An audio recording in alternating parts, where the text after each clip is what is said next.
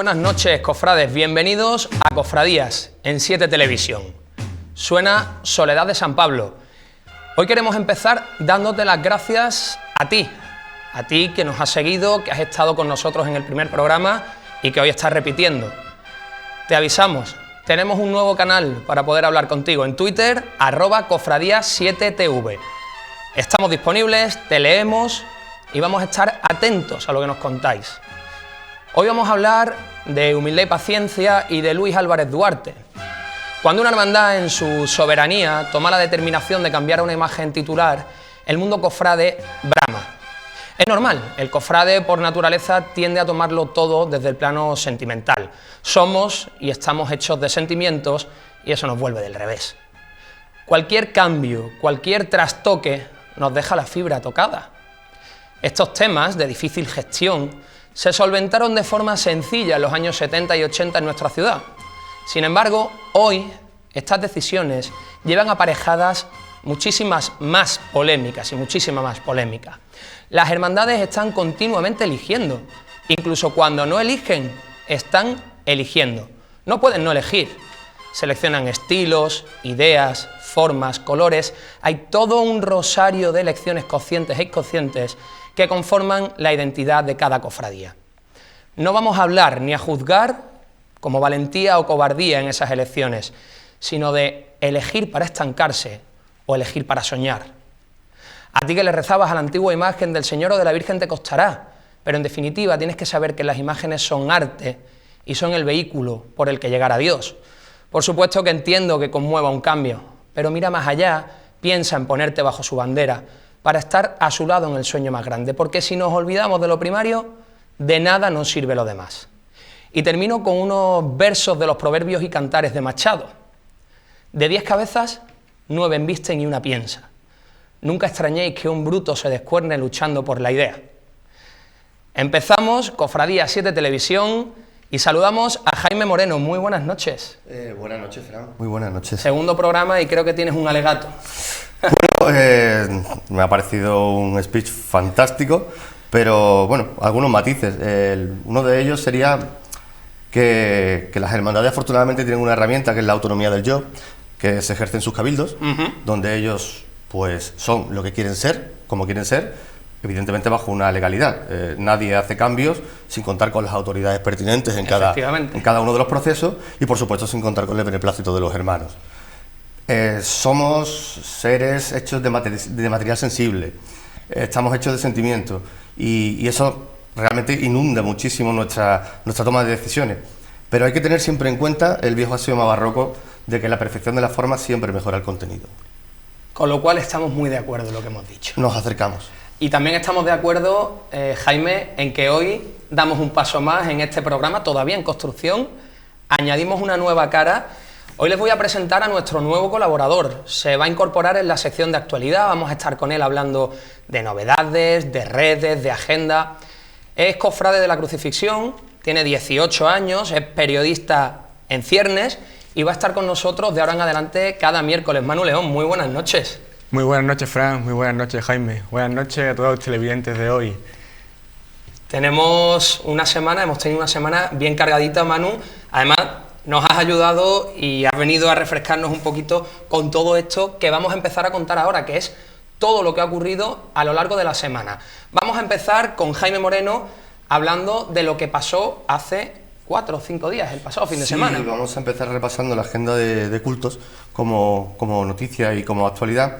Y tenemos que empezar, por ejemplo, con el pasado fin de semana, en concreto el sábado, tuvo lugar la función solemne en honor a Nuestra Señora de la Oliva, perteneciente a la Archicofradía del Huerto, y donde la Virgen, después de la función, quedó expuesta para en besamano para la veneración de los feligreses y devotos desde la jornada anterior. Desde el viernes ya estaba expuesta la Virgen de la Oliva. También en el Real Santuario de Nuestra Señora de la Victoria y durante las jornadas de los días 21, 22 y 23 se celebró el Triduo a Nuestra Madre y Señora de la Merced de la Cofradía de la Humildad, hermandad de la que pronto daremos mucha información debido a la próxima procesión extraordinaria del Misterio de la Humildad, el próximo día 5 de octubre. hermandad de la que vamos a hablar la semana que viene, ya lo adelantamos, y el domingo 22 amaneció el barrio del Perchel con un ambiente de Rosario de la Aurora protagonizado por Nuestra Señora del Gran Poder de la Cofradía de la Misericordia por las calles de su feligresía. Y del Perchel nos vamos a un lado opuesto de la ciudad de Málaga, nos vamos a Capuchinos, donde el pasado día 22 tuvo lugar la solemne función principal de instituto a María Santísima del Dulce Nombre, después de la celebración del Triduo, que tuvo lugar durante los días 18, 19 y 20 de septiembre, quedando la imagen expuesta en devoto besamanos después de la función religiosa. Y por último, en cuanto a los actos de culto que son noticias, decir que ayer martes 24 a la Virgen de la Merced permaneció en devotos besamanos con motivo de su onomástica, que culminó a las 9 con una solemne función religiosa, dedicada a la memoria de quien fue su autor, el imaginero Luis Álvarez Duarte, y hacia quien se han dirigido las intenciones del pasado triduo. Y vemos en pantalla el banderín de la Congregación de Mena de la Banda de la Soledad, que ha firmado esta semana pasada su presencia con la Cofradía de los Dolores del Puerto de la Torre para los 2 próximos años en la Jornada del Viernes de Dolores, que es cuando procesiona esta cofradía junto al Cristo de la Hermandad y la Caridad. Por otro lado, y destacado en la provincia como información, tenemos que la Hermandad de la Veracruz de Campillos ha acogido desde el pasado día 20 al 22 de septiembre la 36ª Peregrinación Nacional de Hermandades y Cofradías de la Veracruz. Alrededor de unos 1000 cofrades devotos de esta iconografía se han dado cita en este encuentro, que finalizó el pasado domingo con la procesión de peregrinos del Santísimo Cristo de la Veracruz de Campillos. En otro orden de cosas, destacar que el pasado 18 de septiembre fue aprobado en Cabildo General Extraordinario por parte de la Hermandad Sacramental de Viñeros el hermanamiento con la excelentísima, muy ilustre y venerable Hermandad y Cofradía de Nazarenos de Nuestro Padre Jesús de la Columna y María Santísima de la O. La realización de las relaciones que comparte ambas hermandades dentro de la misma feligresía son una de las motivaciones fundamentales para este hecho. Buiza en común, y seguimos con esta cofradía, la Hermandad de Santa Catalina, ahora trasladada a los mártires por reformas en su templo. El pasado sábado celebró en la Parroquia de los Mártires la 72ª bendición litúrgica de las uvas y el mosto y el 42º pregón de este mismo acto a cargo de nuestro compañero de los medios de comunicación, Francis Márquez. Pronto tendremos también mucha información acerca de la Hermandad de Viñeros, puesto que ya se han publicado los actos del 50º de la Virgen de Traspaso Soledad de Viñeros, pero vámonos a las glorias, vámonos a recordar que el pasado fin de semana se llevó a cabo la tradicional peregrinación anual de la Hermandad de la Caleta al Santuario de Almonte, en este mes de septiembre, que es en el tiempo que suele hacerla. Una peregrinación singular, pues en este caso la Virgen del Rocío les esperaba en el pueblo del Monte y no en la aldea del Rocío como es habitual. Efectivamente. Y ya como última noticia de actualidad, en la provincia destacar que la banda de cornetas y tambores de la Coronación de Campillos procesionará en la cruz de guía de la Hermandad de Montesión de Sevilla el próximo Jueves Santo. Y ahora nos vamos a ir con un vídeo, porque este fin de semana hemos tenido una procesión de alabanza en honor a la Virgen de los Remedios. Vamos a ver unos segunditos de ese vídeo, vamos a comentar por encima que el pasado domingo tuvimos la ocasión de presenciar la procesión a Nuestra Señora de los Remedios, patrona de la feligresía de los Santos Mártires, la cual recorrió desde las 6:30 hasta pasadas las 10 de la noche, incorporando por primera vez a su recorrido la calle Beatas. Para esta procesión, la Virgen estrenaba un broche del siglo XIX en forma de lazo con piedras semipreciosas de colores fruto de una donación. El trono lucía nardos, rosas, margaritas de botón, lisiantos y astromelias.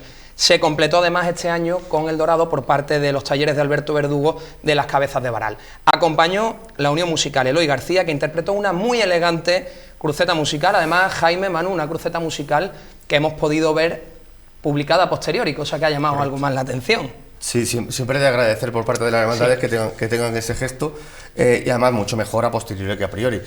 La capacidad de sorpresa no se pierde y creo que es muy ilustrativo del repertorio que llevaba y bueno, y me gustaría que a lo mejor algunas hermandades pudieran tomar incluso nota de algunas marchas que se interpretan muy poco y son de gran calidad. Por otro lado, ya han visto ustedes que hoy les hemos presentado las noticias directamente con capturas de pantalla de Twitter. Y dirán ustedes, ¿por qué? Para que nos sigan. Estamos en Twitter en @cofradía7tv. Vamos a estar lanzando la información en torno al programa, vamos a ir contando noticias y hoy, que además Manu León se estrena con nosotros, lo vamos a despedir ya, pero antes nos vas a dejar deberes. Correcto. Vamos a proceder a contar la agenda de la próxima semana.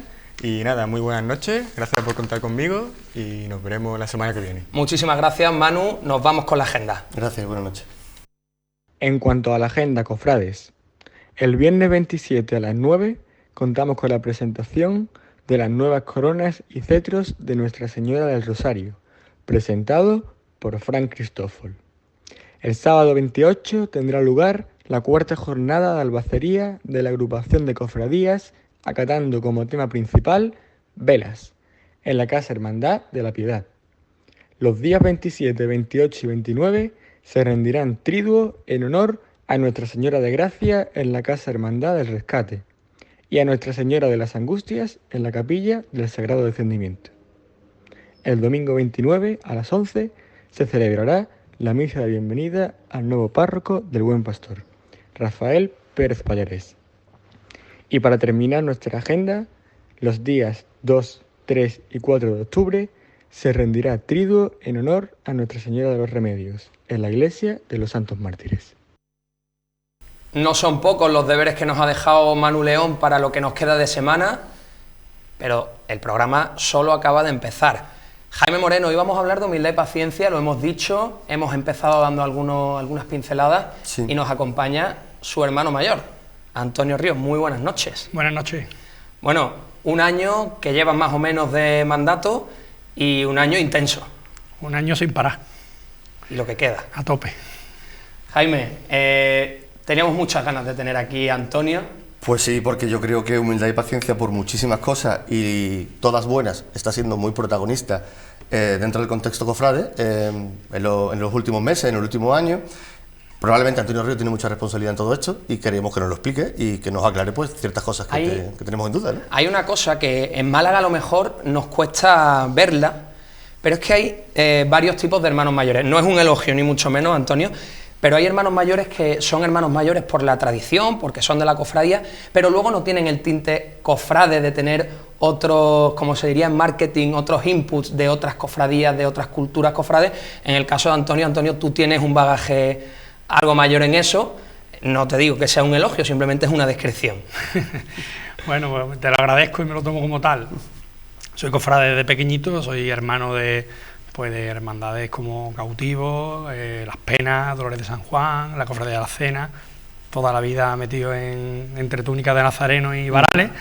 Y la verdad es que me gusta de que tu descripción hacia mí sea como un cofrade, porque es como me reconozco. Es que se nota, y además este año hemos visto ese paso adelante de la hermandad entrando en la catedral. Era algo que parecía que estaba cantado, que el tiempo lo iba a traer. Primera estación de penitencia, el estreno del recorrido oficial aparte, ese horario, ese itinerario, pero sobre todo la entrada y estación de penitencia en la catedral. ¿Cómo lo valoráis desde dentro?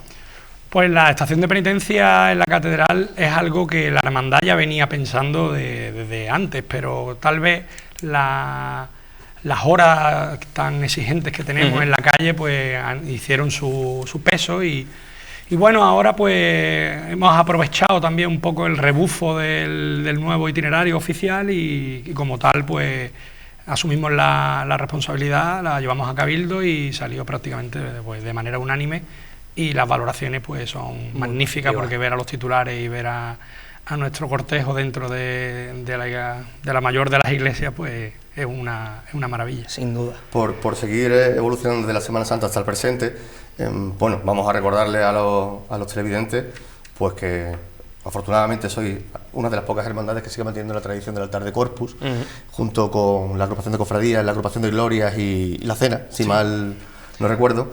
Y bueno, y por informar de algunas novedades, pues se han firmado un par de contratos de banda, ¿no? Se ha firmado La Esperanza de banda de música para la vuelta de la Virgen desde el Patio de los Naranjos, y se ha renovado Cruz de Humilladero, ¿no? Así es, ¿no? Perfecto. Pues hay una pregunta que late en todo esto, y es que somos muy de efemérides los cofrades. Se cumplen 20 años en el barrio. 20 años en el barrio, ¿cómo lo lleváis? ¿Cómo estáis encajados? Yo creo que bien, pero cuéntanos tú que tienes la información de primera mano. Pues la verdad es que la hermandad cada día pues tiene más arraigo en el barrio, como ya todos sabéis. somos cofradía de barrio y como tal nos encanta hacerlo, nos reconocemos y estamos pues... Es cierto que al 20 no le vamos a dar tanto bombo y sí es cierto también que estamos trabajando para el 25, que es el 25 aniversario de que nuestra madre, Dolores y Esperanza, llegó a la feligresía, llegó al barrio. Y ya junto a nuestro hermano mayor honorario, a Rafa González, nos sentamos la otra noche y estamos ya marcando un proyectito que yo creo que va a gustar mucho. La cabeza del cofrade no para nunca de dar. Tenéis 5 años para trabajarlo. No para. Y seguro que va a haber. Hay una cosa que lo hemos pasado de soslayo.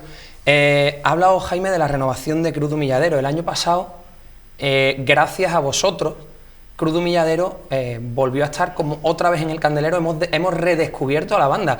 Yo imagino, y conociendo al equipo que tenéis en la cofradía, que, por supuesto, quienes tocan son los que tocan, pero seguro que habéis tenido algo que ver en repertorio. Sí, hombre, siempre la hermandad, el teniente hermano mayor, Enrique Sánchez, ya lo conoces tú también, sí. es muy exquisito y siempre hemos tratado de que nuestra Virgen no se nos olvida, por supuesto, la parte que lleva de esperanza, pero es una dolorosa, antigua, y entonces el repertorio queremos y siempre ha pretendido de que sea muy cuidado, que es un repertorio. También hay que jugar con la cantidad de horas que estamos en la calle, pero he de decirte de que Cruz Humilladero siempre estuvo ahí. Sí. Siempre estuvo ahí, siempre. Nosotros ya fuimos la hermandad como tal, el primer tesorero de la banda formaba parte de la cofradía, o sea que siempre, recuerdo, si no recuerdo mal, porque yo era bastante pequeño, los atriles o incluso algún instrumento en los inicios del proyecto de la banda de allí del barrio, del Cruz de Humilladero, ya salía, ya emanaba desde el seno de la hermandad. Pero sí es cierto de que este año, el Domingo de Ramos, la banda y la Virgen han encontrado una simbiosis perfecta y de hecho por eso acabamos de renovarla por 3 años. Barrio y más barrio y además también parroquia. Tenéis un grupo parroquial de confirmación. ¿Cómo es esa vida? Pues la vida en la parroquia cada día, gracias a Dios, es más activa, porque la parroquia, como el país, como todo, veníamos de una crisis, la parroquia se tambaleó un poquito y finalmente, hasta tal punto que lo que viene siendo el párroco de nuestra iglesia es el mismo que el de la iglesia de la Asunción, porque compartimos la feligresía y es verdad que la parroquia ha resurgido de su ceniza, hemos encontrado una parroquia con una cantidad de grupos de comunión muy amplio, el grupo de confirmación, el año pasado se hizo un grupo de confirmación expreso solo de la cofradía, entre los cuales yo mismamente me confirmé que era una asignatura pendiente que tenía y ya cumplí también. Y ahora pues anoche, en la reunión de Junta de Gobierno de anoche, también hablamos de que volvemos para algunos que en el pasado curso no pudieron y ahora pues lo van a llevar a cabo y la verdad que estamos muy contentos. Bueno, estáis apuntalando ya, habéis apuntalado ya la estación de penitencia con la entrada en la catedral, habéis apuntalado o estáis apuntalando la relación con el barrio desde el punto de vista de la feligresía, desde el punto de vista de la caridad, sé que colaboráis con el Centro de la Merced. Ahora ha tocado un difícil momento, que es apuntalar la devoción y los titulares. Hubo un cabildo el pasado 26 de junio, donde se presentó un boceto de José María Ruiz Montes, que evidentemente fue aprobado por una aplastante mayoría, estamos hablando de más de un 83% de aprobación sobre el proyecto. Y a mí, antes de preguntarte una cosa, sí me gustaría decir que este tipo de problemáticas que muchas veces se establecen en las hermandades, que como bien ha dicho Fran en la editorial, muchas veces se solventaban con una comodidad pasmosa, incluso hasta insultante, hoy en día no es nada fácil. Es decir, estamos hablando de una aprobación por escrito del Consejo de Asuntos Económicos del Obispado, informes favorables del párroco, director espiritual, CIPESTACO, dirección del Departamento de Patrimonio Histórico Artístico y Cabildo de Hermanos. Es decir, hay toda una burocracia por la que habéis tenido que pasar y tú, como hermano mayor, pues antes de meternos en profundidad con la imagen que tenéis proyectada y demás, quiero que me cuentes cómo ha sido todo ese proceso. Pues de entrada he de deciros de que el proceso, como bien has descrito, ha sido durísimo, pero ya no solo por la burocracia, sino por la propia devoción. Porque aquel o aquella persona que me conoce y tiene un mínimo contacto sabe la relación tan especial que siempre ha habido entre la imagen del Señor y yo. y mi persona, no por hacer un ejercicio de egocentrismo, ni mucho menos, sino porque es la realidad.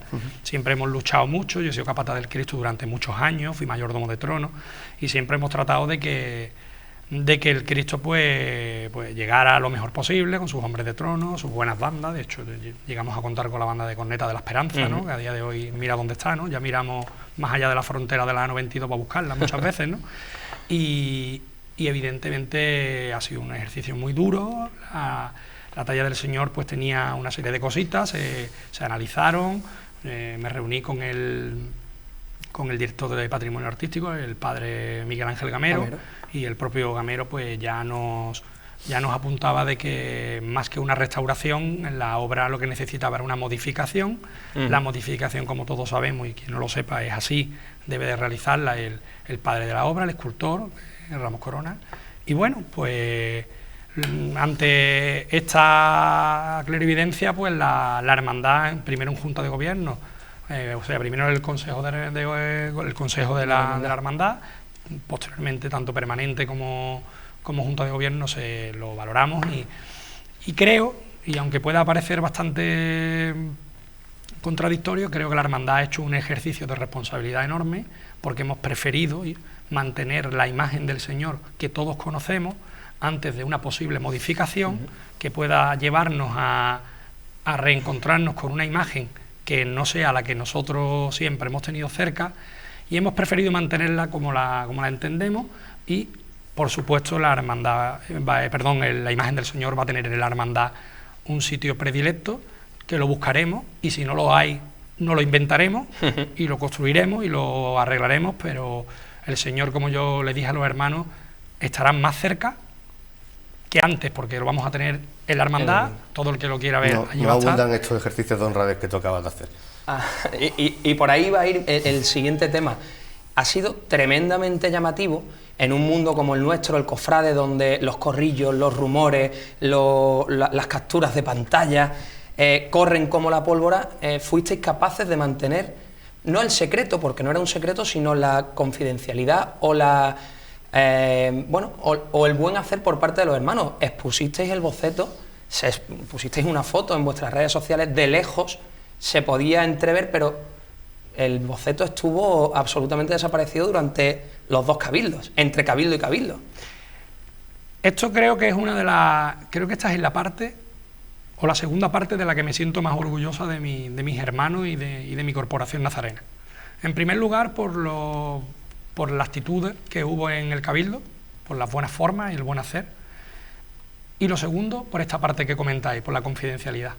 Pero no por nada, sino porque pienso de que ante todo el respeto debía de estar por encima de todo. Porque lo de José María era una gran pieza, era una gran obra, pero a nosotros no se nos debía olvidar nunca de que en San Vicente de Paúl estaba nuestro Cristo. Y hasta que eso no estuviese refrendado y apoyado en un cabildo de hermanos, nuestro Cristo estaba allí.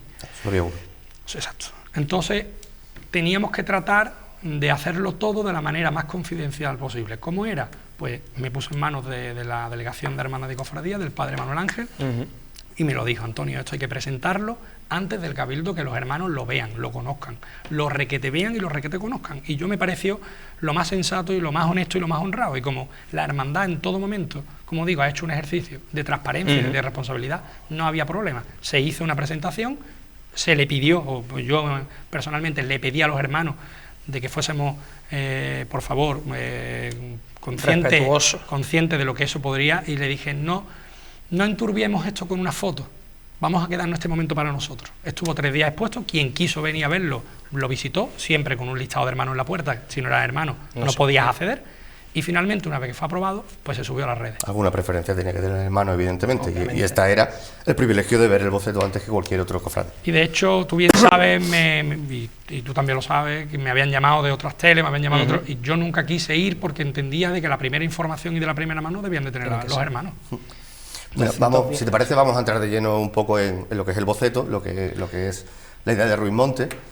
Tú eres consciente, no tengo ninguna duda, porque sé que eres muy celoso de tu historia, de la historia de tu hermandad, de lo que portas con ella en cuanto a arte e historia. Estamos ante una imagen con un poder devocional tremendo, ¿no? La humildad y paciencia, el Señor, la roca, meditando, es una devoción antiquísima, arranca en el medievo en el norte de Europa, viene al sur, tiene una extensión por todo el Mediterráneo y en Málaga también se asienta, ¿no? Hasta el siglo XIX estuvo activa la Hermandad de Humildad y Paciencia. Una vez las desamortizaciones, pues acabaron las cosas como acabaron. Siendo consciente de este poder devocional que tiene la imagen, ¿cómo esperas tú que reaccione? Porque al poder devocional del propio icono hay que sumarle la calidad que le va a aportar José María, a buen seguro, a la obra. Sabes que esto puede ser una revolución brutal en el seno de las cofradías de Málaga, ¿no? Bueno, tampoco en mi hermandad, como el primer nombre de mi titular tiene, nosotros siempre abogamos por la humildad, no tampoco tenemos unas miras tan largas. Somos conscientes de que va a ser una gran obra, y más viniendo de José María, como tú bien apuntas, pero bueno, yo esa parte que tú me cuentas y esa parte que tú me comentas, creo que hay que dejárselo a él. Y no te hablo del escultor, te hablo del Señor. Sí. Esa parte hay que dejársela al Señor para que conquiste y enamore a... Él se sabrá expresar ya no solo al barrio. Mejor que nadie, seguro. Sí, no tenemos ninguna duda. Antonio, nos queda muy poquito, 1 minuto, pero claro, tenemos 2 elementos que queremos tocar antes de que te vayas. Plazo de hechura 2021, el misterio está aprobado o no, tiene fecha o no, el trono. Pues así rápidamente, el plazo de entrega es en noviembre del 20. Efectivamente, para la festividad de Cristo Rey. Para proceder a la bendición de la imagen y solemnidad. La primera salida en la estación de penitencia del 21. Eso siempre que se cumplan pues las fechas y los acuerdos. Por otro lado, el grupo de escultórico, el misterio del Cristo, no está aprobado, lo que se ha aprobado en la obra. Señor. Y aprovecho desde aquí para dar las gracias a ese grupo de 40 hermanos que van a asumir el importe de la obra del Señor, que no van a salir de las arcas de la tesorería. Me parece un ejercicio devocional precioso. Y por otro lado, Fernando Prini, o don Fernando Prini, pues por un lado, te voy a dar una exclusiva, por un lado tenemos el trono del Señor, que ya lo sabíamos, que estaba trabajando, y por otro lado, y hace un par de semanas se fraguó la idea, le va a diseñar las potencias al Señor también. O sea que Fernando va a aumentar la calidad de ese conjunto de José María. Va a ser muy protagonista. Y sabemos que es un binomio que trabaja muy bien. Sí. Antonio Ríos, nos podríamos quedar aquí horas y horas hablando de cofrades, de cofradías, no solo de la tuya. Darte muchísimas gracias por haber venido, por estrenarte con nosotros en 7 Televisión en Cofradías después de todo este verano tan interesante, porque al final las cosas, gracias a Dios, han salido bien. Sí. Que sepas que aquí tienes tu casa. Muchas gracias. Yo, si me lo permite, Fran, un último apunte, y es que, rapidísimo, no dejéis, si se aprueba el misterio y todo va a buen puerto, no dejéis de transmitir la especial simbología, el especial tratamiento que Rubén Monte le ha dado al misterio, porque me parece auténticamente espectacular. Y muchas gracias. Pues nada, muchísimas gracias a vosotros, y deciros de que en Humildad y Paciencia tenéis vuestra casa, aquello ya es la casa de todos, no solamente del barrio de los hermanos, también lo que haga falta. Y nada, gracias por venir y ayudarnos a comunicar la actualidad de la cofradía. Lo que haga falta.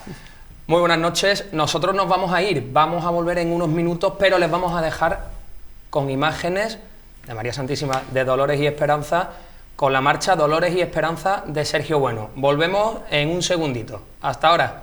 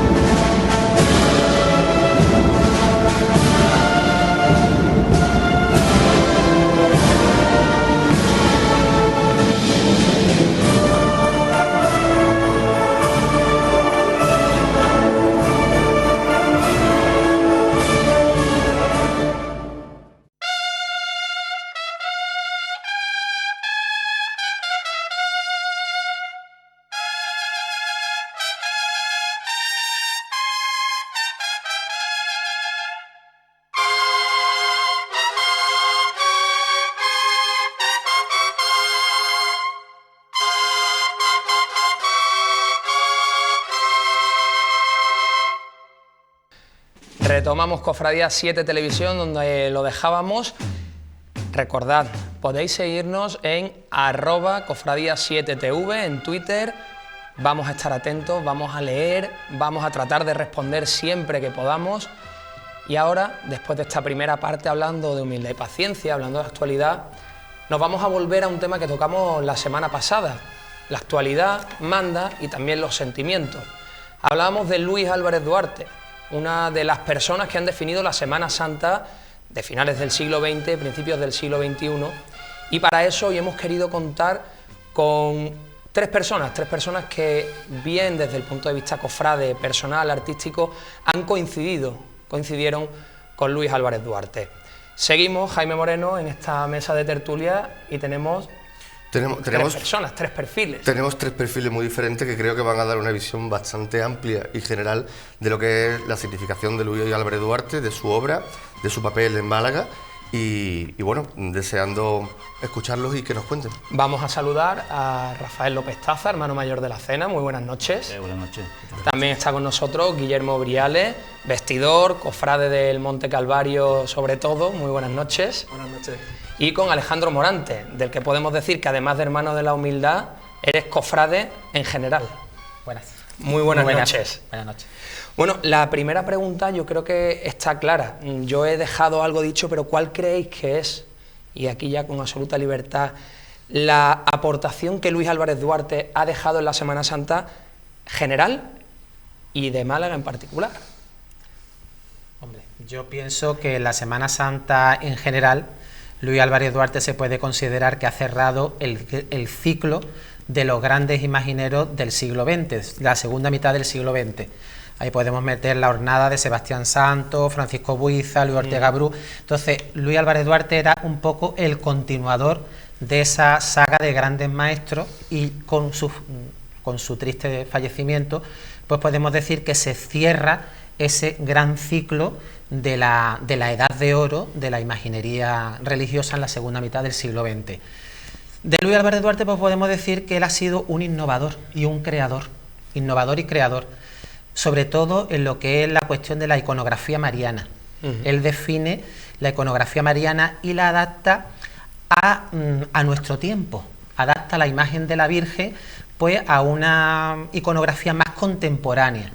Y entonces crea un prototipo basándose un poco en las imágenes de Juan de Astorga, que después la va remodelando, adaptándola a su gusto, ¿no?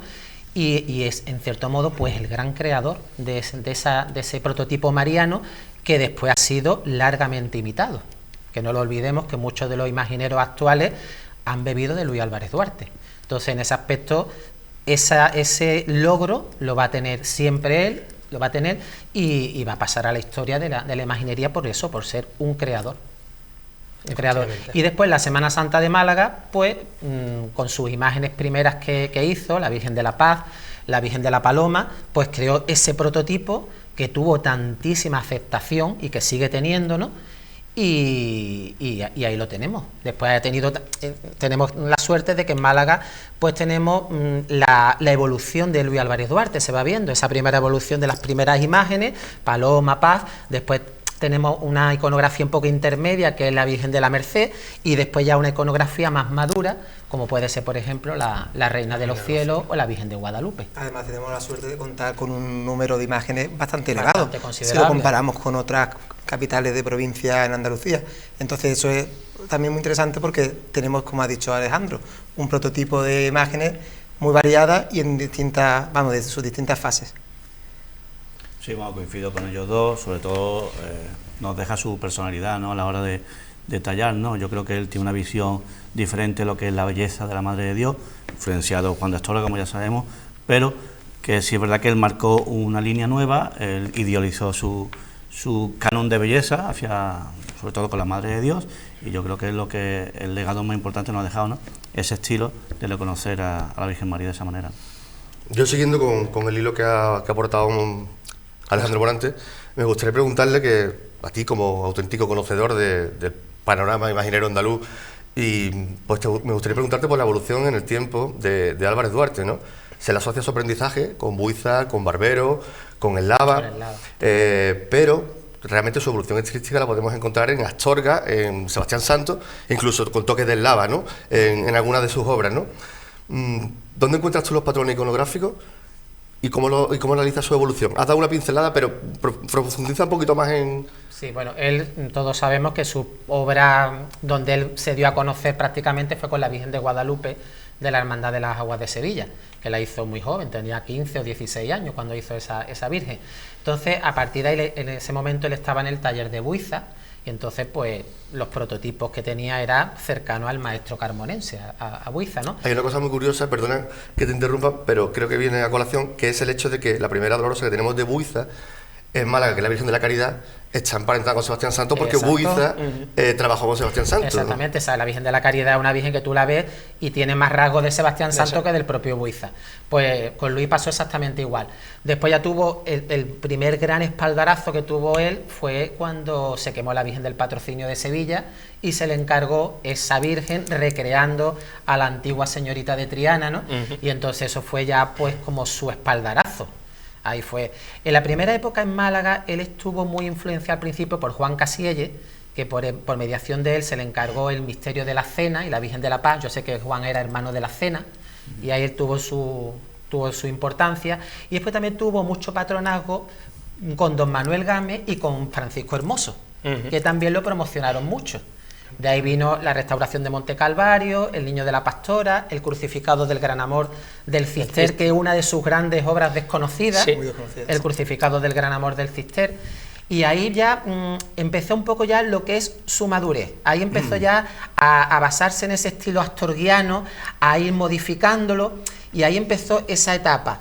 Y después un gran espaldarazo que tuvo fue a raíz de la restauración de la Esperanza de Triana.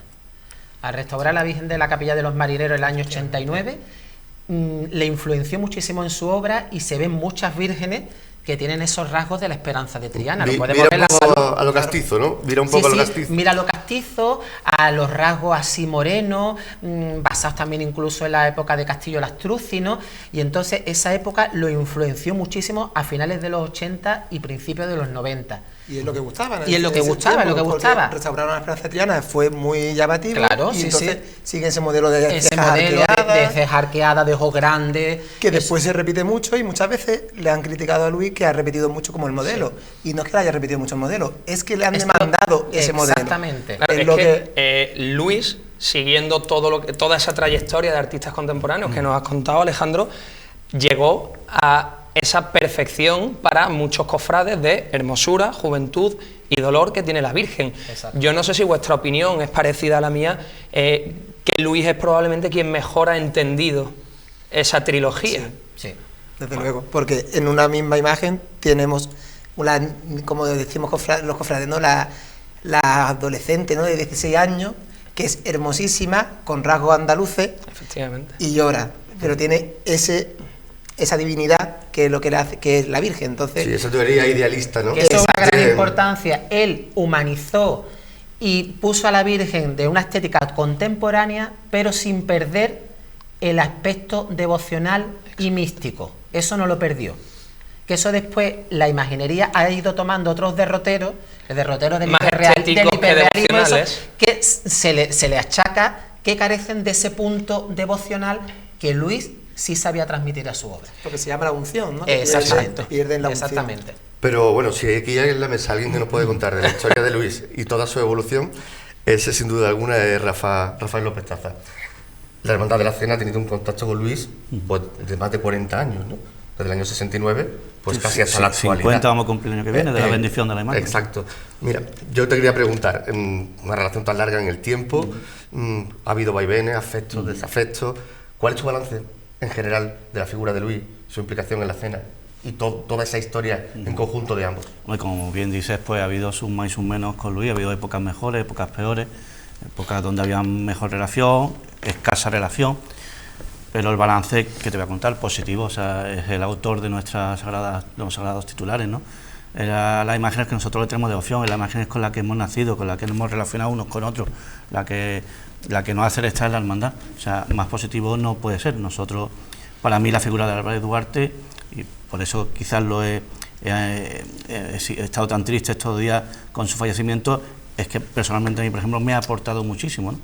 Y creo que a todos mis hermanos igual, ¿no? Con lo cual, el máximo respeto hacia... tanto en lo escultórico como en lo personal, porque tú has estado con él, efectivamente, con mucha cercanía. Efectivamente, he tenido momentos muy bonitos con él, momentos que lo hemos emocionado juntos, y fue a nivel de hermandad, pues claro, lo más grande, ¿no? O sea, el saber que él estaba siempre ahí.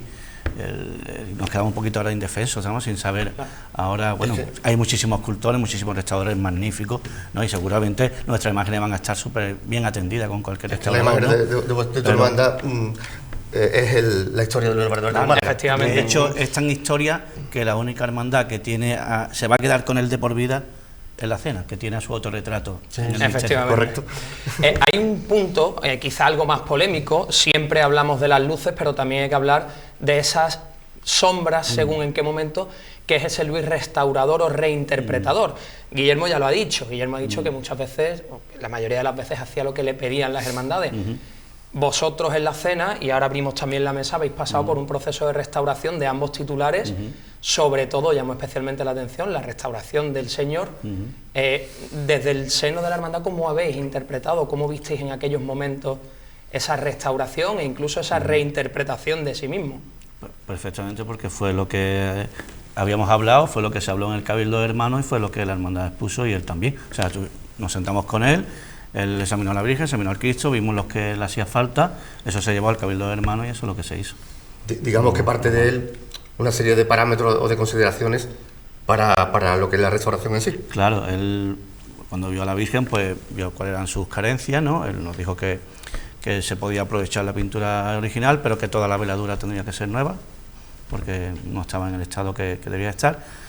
Las manos tampoco le hacían gracia, eso que la hizo él, ¿no? Pero él consideraba él podía considerar que las manos de la Virgen podía estar mejor. De hecho, la regaló él, fue una donación suya.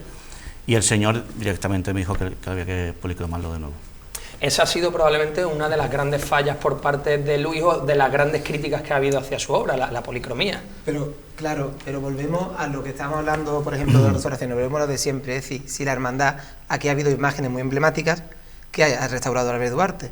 ¿Qué pasa? Que en esos años es cuando aparecía la preciosa Virgen de la Paz, la guapísima Paloma, y había una iconografía, un tipo de imagen en Málaga de dolorosas, más tristes, con cabezas dobladas, ojos muy cerrados, manos juntas, no gustaba, eso no gustaba.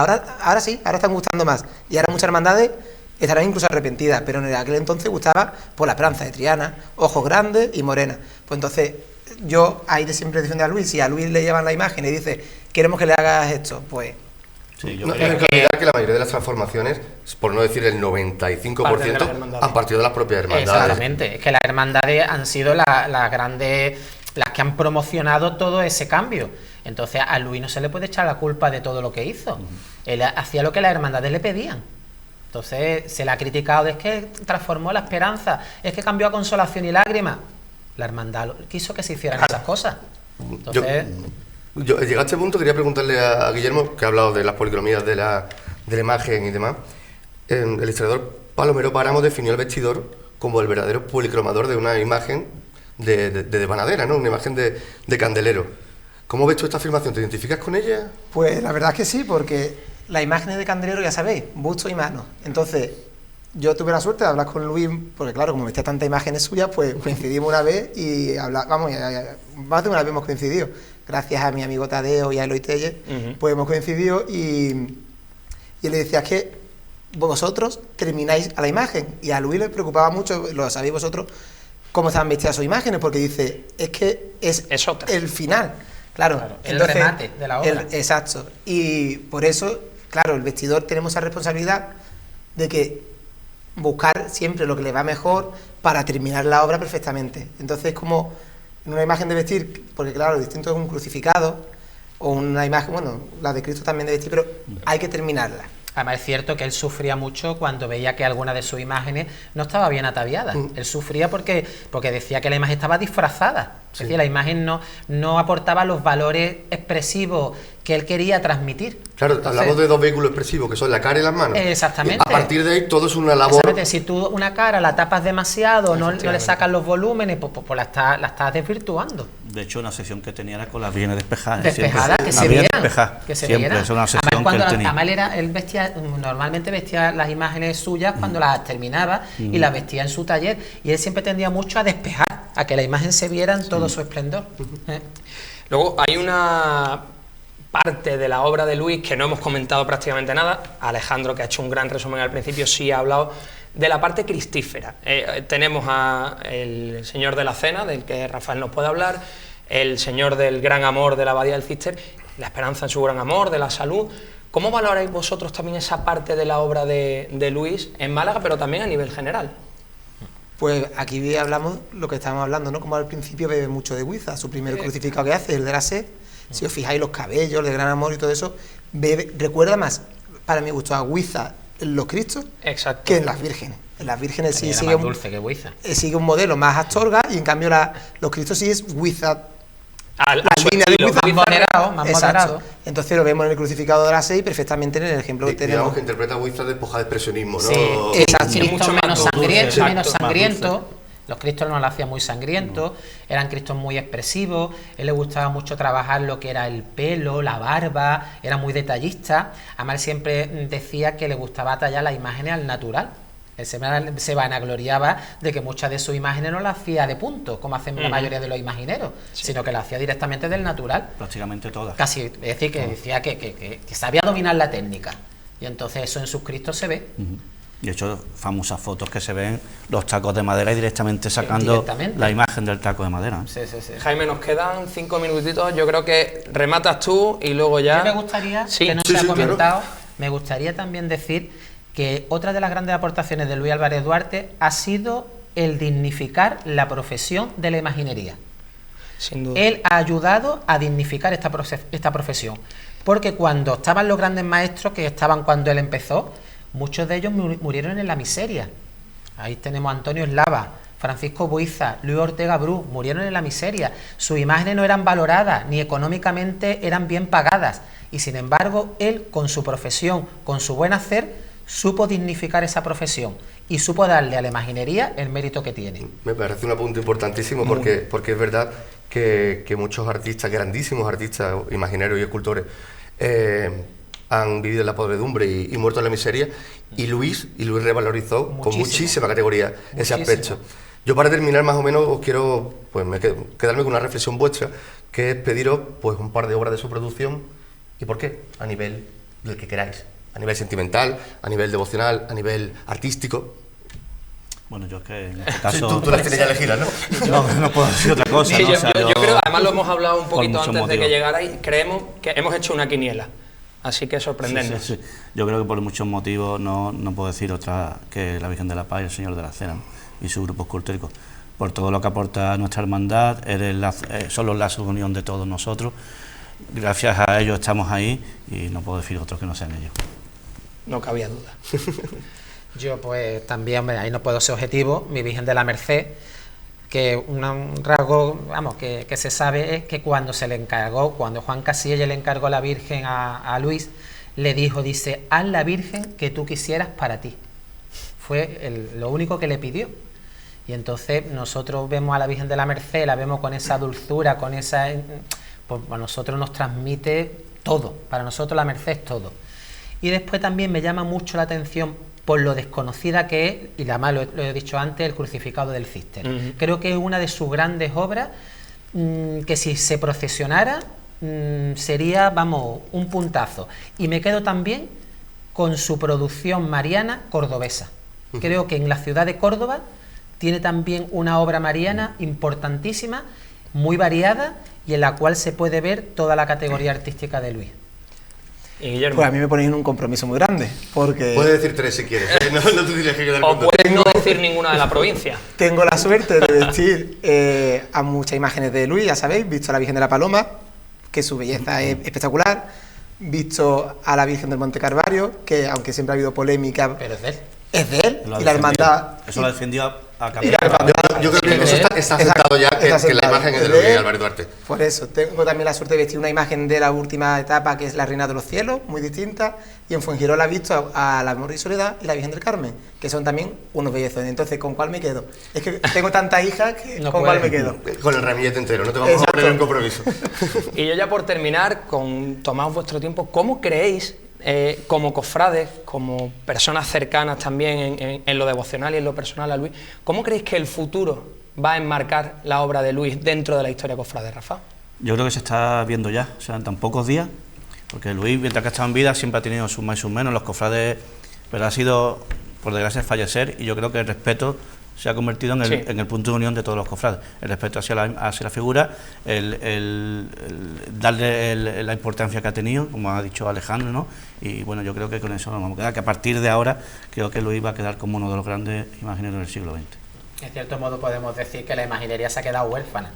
Se ha quedado huérfana de uno de sus grandes creadores. Y en ese aspecto pues va a pasar a la historia por eso, por ser una persona que ha aportado, que ha creado y que ha dejado en el imaginario colectivo de todos nosotros, pues lo que él, por ejemplo, la figura de la Virgen. La figura de la Virgen no se puede entender por un cofrade sin Luis Álvarez Duarte. Es que se nos va un mito, porque es que las vírgenes guapas andaluzas son de Luis Álvarez Duarte. Entonces, pues va a ser como una leyenda en ese sentido. Jaime, yo quiero escucharte.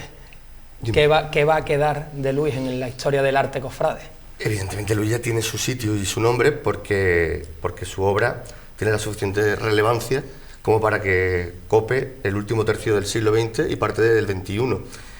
La historiografía es muy caprichosa muchas veces. Hemos hablado durante el debate que nos regimos por moda. Antes se llevaban las dolorosas de urna, ojos entornados, manos apretadas. Salió la dolorosa castiza en los 80. No lo sabemos, pero yo le aventuro que va a estar en el sitio, o debe estar en el sitio que se merece, porque Luis, desde luego, como hemos explicado aquí, ha sido un grandísimo creador. Jaime, nos vemos la semana que viene con actualidad de la Cofradía de la Humildad y vamos a hacer una mesa en torno a la devoción del Rosario. Rosario del Palo, Rosario de la Sentencia y al Rosario de la Aurora, ese rezo del Santo Rosario, en el caso de la Hermandad de Pasión. Correcto. Vamos a tener un programa intenso. Nos vemos la semana que viene. Nos vemos. Buenas noches. Rafael López Taza, muchísimas gracias por acompañarnos. Gracias a vosotros, mucho éxito. Muchísimas gracias. Alejandro Morante, muchísimas gracias. Y mucho éxito también a vosotros. Guillermo, muchísimas gracias. Nosotros nos vemos la semana que viene. Recuerden, ya les he dicho, humildad, porque está en la actualidad. Vamos a hablar de rosarios, que también nos va a pillar muy cerquita la festividad de esa devoción. Y nosotros nos vamos a ir recordando a Luis, Álvarez Duarte, con palabras de una persona que también se une a colaborar hoy con este equipo. En mi caso, solo me queda darles las gracias a todos ustedes, a todos vosotros por estar ahí al otro lado. La acogida fue abrumadora, no sabemos si ha sido por la novedad, pero muchísimas gracias por estar ahí. Gracias. Perdón por todo aquello que podamos hacer mejor. Por favor, seguid en contacto con nosotros, @cofradía7tv. Nos vamos con las palabras de Pepe Llamas, un cofrade que le ha dedicado un minuto y medio con total sensibilidad a Luis Álvarez Duarte. Buenas noches, sed felices y libres. Hasta la semana que viene. Álvarez Duarte perdurará para siempre en la memoria, tal y como decía Vicente Alexandre. Siempre leve, siempre aquí, siempre allí, siempre. Muere el hombre bajo un oscuro luto que tiende sus alas grises y nos asoma al filo tormentoso que es la conciencia de finitud. Vértigo que se agrava cada vez que se cierran los labios de aquellos que fueron tan grandes que los creíamos inmortales. Se duerme Álvarez Duarte, pero despierta más que nunca el genio, porque tal fue su legado que aquí no podremos dejar de tenerlo presente. Lo veremos al cruzar la plaza de San Francisco, para darnos de bruces con la Virgen de los Ojos Verdes, o al cruzar ese dintel de luz que va a ser la puerta de San Pablo, cuando salga la rosa que siempre se está abriendo en la juventud visible del paraíso. El genio pudo con el tiempo, y pudo porque su alma brotó de sí y le sobrepasó para quedarse en la pátina sagrada de sus Cristos y de sus vírgenes. Con Luis no ha podido la luz sombría de la tierra, de la sangre, de la enfermedad. Luis late en las lágrimas de los devotos, en las oraciones y en esa división original que anida entre lo glorioso y lo terreno, entre el drama y la lírica. Porque está en el brillo de los ojos de sus imágenes sufrientes, en el espíritu quinceañero de sus dolorosas de barrio, porque Luis Álvarez Duarte, logró revelarse a la crudeza de los versos de Cernuda. Y es verdad que no, querido Luis, que allí donde estés, en ese estrato etéreo de la memoria, nunca, jamás habitará el olvido.